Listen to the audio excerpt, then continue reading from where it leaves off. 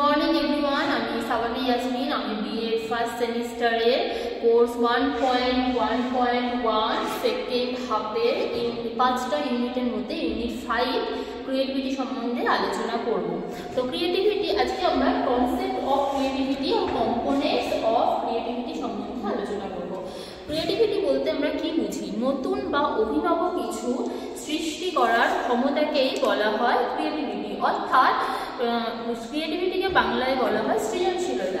সৃজনশীলতা হলো ব্যক্তির খুব মূল্যবান এবং অদ্বিতীয় বিশেষ ধরনের গুণ বা ক্ষমতা, যা ব্যক্তিকে উপযোগিতাপূর্ণ নতুন বা অভিনব কোনো কাজ সম্পাদন করতে সাহায্য করে।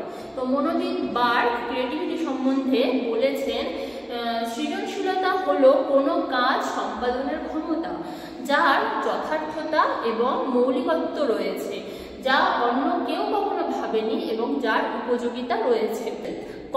আমরা এরপরে আলোচনা করব কম্পোনেন্ট অফ ক্রিয়েটিভিটি। ঠিক আছে, বিভিন্ন মনোবিদগণ বিভিন্ন কম্পোনেন্ট বা উপাদানের কথা বলেছেন।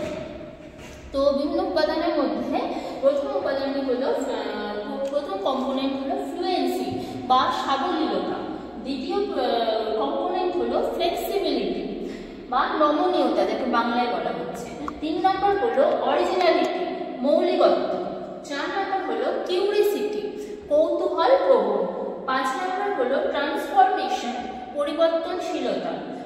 6 নম্বর হলো এলাবোরেশন, সম্প্রসারণ ক্ষমতা। তো আমরা এই 6টা নিয়ে আলোচনা করব। প্রথমে আমরা ফ্লুয়েন্সি সম্বন্ধে জানবো। ফ্লুয়েন্সি বলতে আমরা কি বুঝি? ক্রিয়েটিভিটির একটি গুরুত্বপূর্ণ উপাদান হলো ফ্লুয়েন্সি, আর এটাকে বাংলায় বলা হয় সাবলীলতা।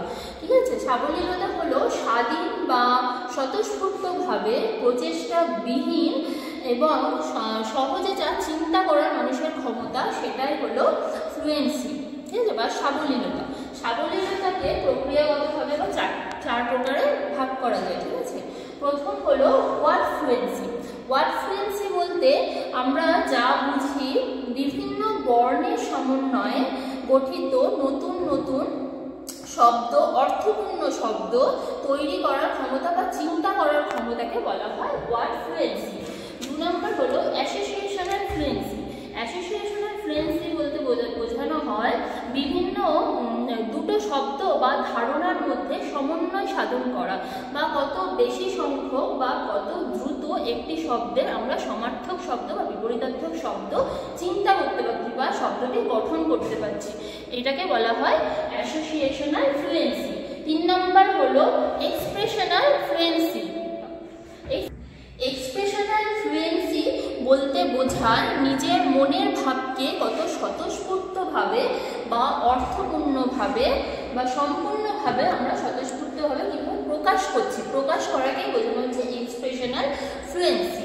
তারপরে নেক্সট হলো আইডিয়াল ফ্লুয়েন্সি। আইডিয়াল ফ্লুয়েন্সি বলতে বোঝানো হচ্ছে যে কোনো ধরনের পরিস্থিতি অনুযায়ী তাৎক্ষণিক আমরা যে আদর্শ ধারণা বা সিদ্ধান্ত আমরা গ্রহণ করছি, এটাই বলা হচ্ছে আইডিয়াল ফ্লুয়েন্সি বা আদর্শায়িত সাবলীলতা, যেটাকে বলা হচ্ছে। ঠিক আছে, তো আমরা আজকে ফ্লুয়েন্সি সম্বন্ধে আলোচনা করলাম।